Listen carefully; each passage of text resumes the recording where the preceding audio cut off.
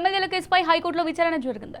ఎమ్మెల్యేల అనర్హతపై హైకోర్టులో వాదనలు జరిగాయి. 10 మంది ఎమ్మెల్యేలపై అనర్హత వేటు వేయాలని హైకోర్టులో బీఆర్ఎస్ ఎమ్మెల్యేలు పిటిషన్ వేశారు. పార్టీ మారినట్టు ఆధారాలు లేవని గతంలో పిటిషన్ కొట్టివేశారు స్పీకర్. కాంగ్రెస్ పార్టీకి ప్రచారం చేసిన వీడియోలను కోర్టుకు సమర్పించారు బీఆర్ఎస్ ఎమ్మెల్యేల తరపు న్యాయవాదులు. అభివృద్ధి కోసం మాత్రమే కలిసి పనిచేస్తున్నామని ఫిరాయింపు ఎమ్మెల్యేలు బుకాయిస్తూ వస్తున్నారు. అయితే ఏఐసీసీ అధికారిక కార్యక్రమాల్లో పాల్గొన్నారు. అంతేకాదు కాంగ్రెస్ పార్టీ కండువా కప్పుకొని అది జాతీయ జెండా అని చెప్పుకుంటున్నారు. అయితే జాతీయ జెండాలో అశోక చక్రం ఉంటుందని బీఆర్ఎస్ తరపు న్యాయవాది గండ్ర మోహన్ రావు స్పష్టం చేశారు.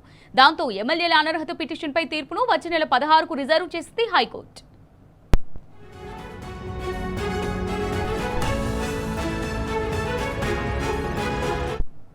బీఆర్ఎస్ ఎమ్మెల్యేగా గెలిచిన దానం నాగేందర్ ఎమ్మెల్యేగా కొనసాగుతూనే కాంగ్రెస్ పార్టీ నుంచి సికింద్రాబాద్ ఎంపీగా పోటీ చేశారు.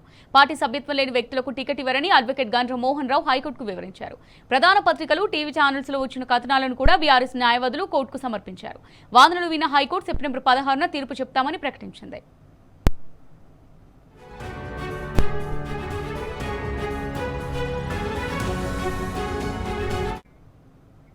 రైట్, దీనికి సంబంధించి మరిన్ని డీటెయిల్స్ మా రిపోర్టర్ సందీప్ అందిస్తారు. సందీప్, మరి ఫిరాయింపు ఎమ్మెల్యేల కేసుకు సంబంధించి హైకోర్టు సెప్టెంబర్ 16న తీర్పు చెప్తామని ప్రకటించింది కదా, దీనికి సంబంధించి అప్డేట్స్ ఏంటి?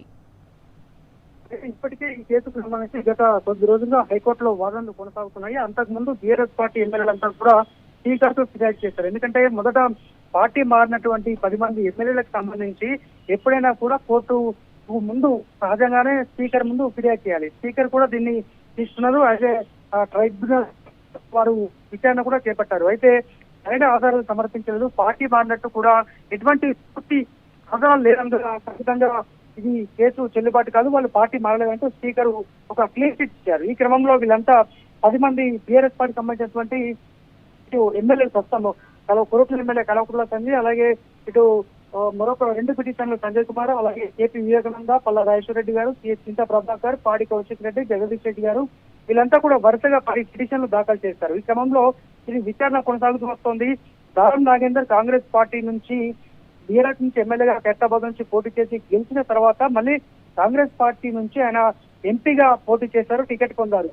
కానీ ఇదంతా కూడా అంటే ఎందుకంటే సభ్యత్వం లేనిదే కాంగ్రెస్ పార్టీ నుంచి కానీ ఏ పార్టీ నుంచి కానీ టికెట్ ఇవ్వదు. మరి సభ్యత్వం లేనిదే ఆయన కాంగ్రెస్ పార్టీ ఎలా కొనసాగుతున్నారంటూ బీఆర్ఎస్ తరఫుకు సంబంధించిన పిటిషనర్ తరపు గండ్ర మోహన్ రావు గారు సీనియర్ కౌన్సిల్ మెంబర్ వాదనలు వినిపించారు. ఈ క్రమంలో వాళ్ళు పూర్తి స్థాయిలో వాదనలు కొనసాగాయి. అయితే పార్టీ మారినట్టు ఆధారం చూపట్లేదని కోర్టు ప్రశ్నించగా దానికి సంబంధించిన ఆధారాలు కోర్టుకు ఏవైతే ప్రముఖ ఛానళ్లు, ప్రముఖ పేపర్లో వచ్చినటువంటి అన్ని క్లిప్స్ కూడా విత్ ఒరిజినల్ కాపీ సందర్భంగా న్యాయస్థానం వ్యాఖ్యానిస్తూ ఇప్పటికీ ఈ కేసు కూడా పూర్తయ్యాయి.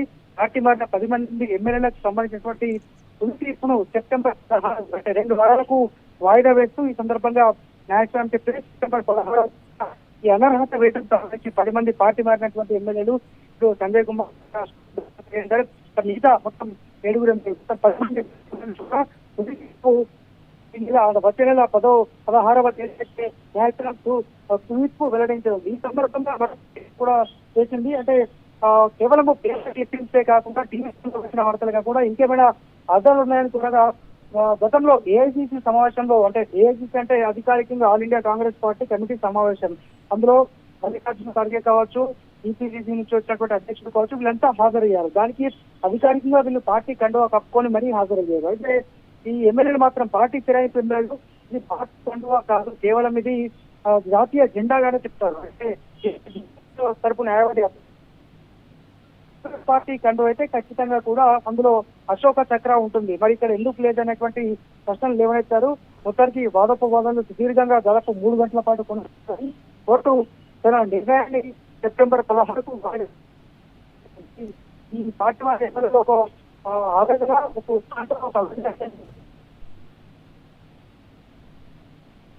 Right, thank you Sandeep Rao.